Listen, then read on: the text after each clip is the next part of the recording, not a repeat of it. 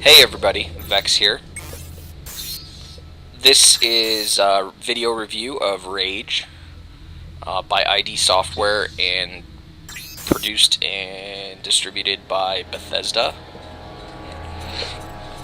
It's also the first game to use ID Software's new engine called ID Tech 5.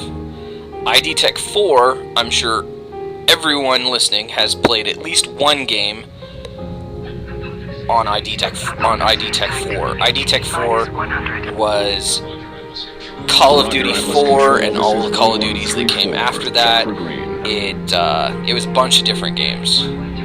And that engine is now, what, 6-7 years old? It started with Doom 3. This is a brand new engine though. Cryogenic life support systems and online. these scenes you're seeing right now use the engine. They're not video. They use the engine and texture files, and the textures load in as you play, which is what makes this engine so interesting.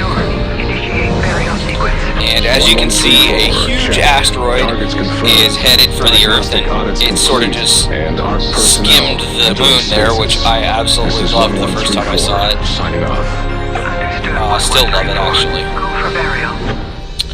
And you're the guy in the pod with the other people in the what they call an arc, which is a pod, a stasis pod, which they buried under the ground. And the intention is you're going to survive with the rest of, so that humanity can go on. And now it's 106 years later, and something's gone wrong with the Ark. External disturbance detected. Cryogenic chambers compromised. Chamber Omega-5 online. Initiating emergency nanotrite activation. Now they talk about the nanotrites here. You have nanites in your blood, which they don't really talk about a whole lot, at least not in the beginning. It gives you some abilities that normal humans don't have. For instance, if you're killed, you actually have an internal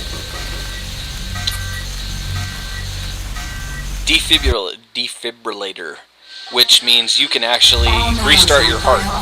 Now that takes time to charge, so if you die and then you die again after defibbing and coming back to life, you're going to have to load the game and restart. There are upgrades that you can earn along the way that decrease the recharge time. It makes the game a little bit easier. But if you're playing on Nightmare or Hard, the game is fairly challenging. If you just want to play for the story, I suggest playing on normal or easy. Your volunteers are mankind's last hope. Our survival. Our very existence. And here this is a recording of the president from 106 years ago talking about why you're, The contents of these he's like basically giving you a nice little thank you message for joining the ARC program. Our prayers go with you. And Godspeed. Personally, I really think this game looks great. A lot of people are having issues with, they don't think it looks as good as people were saying it looked. I'm not sure. I know some people on the PS3 have complained about the textures. They don't think they look very good. I'm playing on the 360, and I honestly don't think there's another first-person shooter out there that looks quite as good. It's probably the best looking game I've seen to date.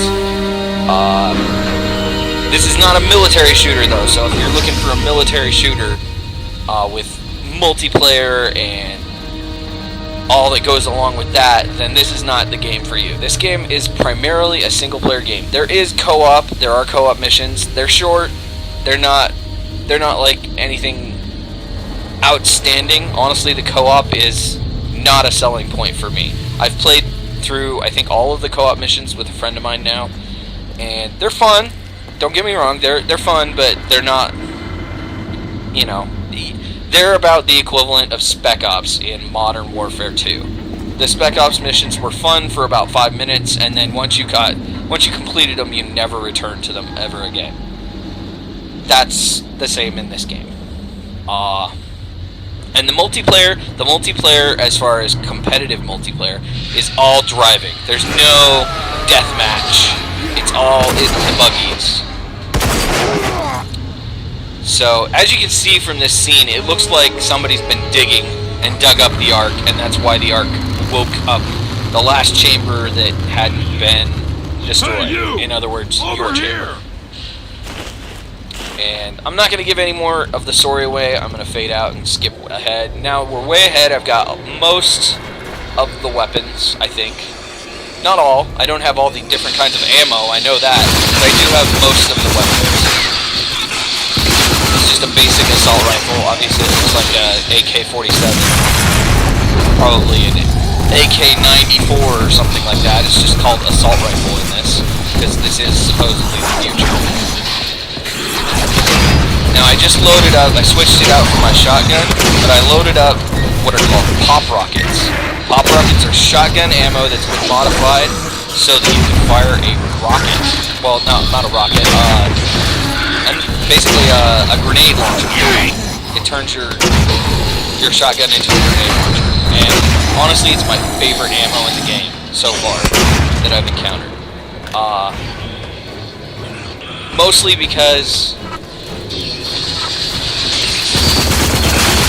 I think it's because you can build your own ammo in this game. It's not just... Yeah, and you thought that last guy was fake. These are all mutants, by the way, that I'm fighting now. That's not all you fight in the game. There are also bandits that you fight, and eventually you get to the Authority, which are a technologically advanced human they're hunting for people like you, people who are in ARCs. There are lots of different hidden areas, some of which you have to find in order to move on. This is one. You use an RC car with explosives, a la Black Ops, and you blow up areas with... this one you have to open because there's a switch back here that you have to hit. This whole area is in an instance called the Dead City. You're basically in a downtown area of the city. And I got sent here to find something at the hospital.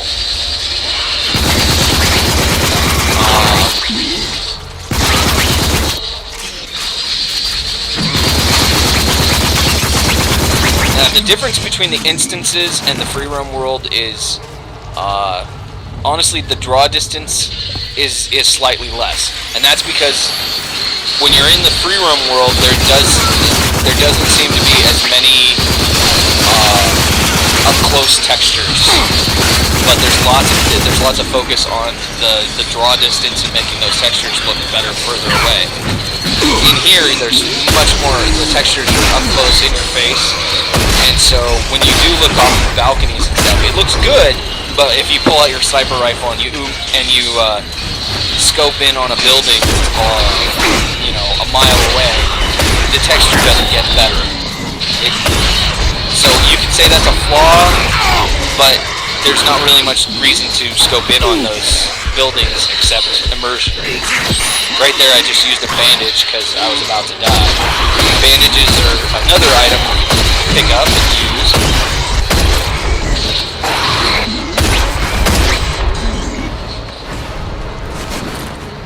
And here I had problems finding this guy's body. And, oh, there he is.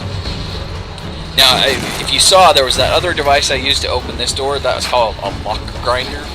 And you'll find lots of doors with those kinds of locks on them, and you use the lock grinders, which are another thing you can build using parts you find all over the world.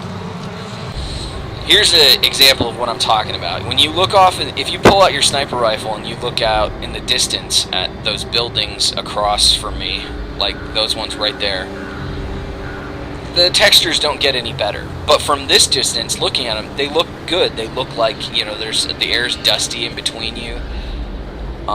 Personally, I really love the lighting and the smoke, and the way the sun looks right there and is really, really cool.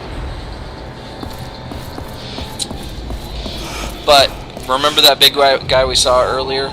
There are bosses in this game, and oh look, ID Software Classic, a rocket launcher.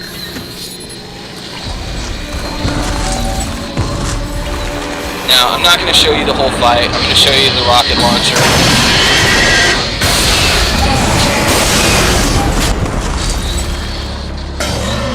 And, because honestly, I fought this guy for quite a while. So...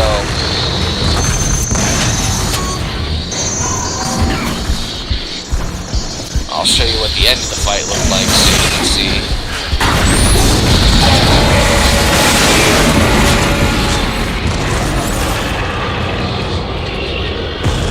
Now most enemies will dissolve or disappear, but some bodies remain so that you can loot them.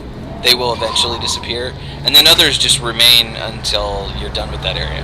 Now, for those who are worried that this, that Rage is not going to be a bloody, gruesome ID Software game, this should dissuade you. This is an area of the hospital that's become infested with more mutants. I love the graphics, I love the way the lighting looks, I love the way it changes when you move around in a room. The level of detail is just great, even though you can't interact with all of these objects. We're about to go through this hallway that is just dripping with blood and guts. And again, you got the flies flying around. It's not just a flying noise. There are actually flies in the air, and the God rays. Now this is what the outside free roam world looks like. And now you've got a mini map because finding your way from one location to another without it would be hard. I think the world looks great, but again, now you can, when you look off in the distance, those textures look quite a bit better than when we were in that instance. And there are your vehicles that you drive around. And I'll show you a little bit here, driving around the vehicle, and a little vehicle combat.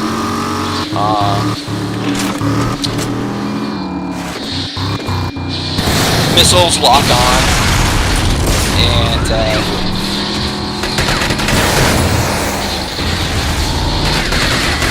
makes it a lot easier. Now, it was quite a long drive back to this city where I was headed, so I didn't capture the whole thing. You do have a boost, or NOS, or whatever. Almost missed my turn. You have a handbrake, which makes sharp turns a whole lot easier. There is a load screen between this, but I didn't want to capture all of that load screen. And you do have to pay to repair your car. You have multiple cars. Those who pre-ordered or got the Anarchy Edition have an extra car. This is the mayor of Wellspring, which I just completed a quest for him, so I came back and take this for your troubles. He gave me this. I really like this game. I think most of it is good, but if you're looking for a multiplayer heavy shooter, this is not your game. If you're looking for a long single player shooter from ID Software, this is your game.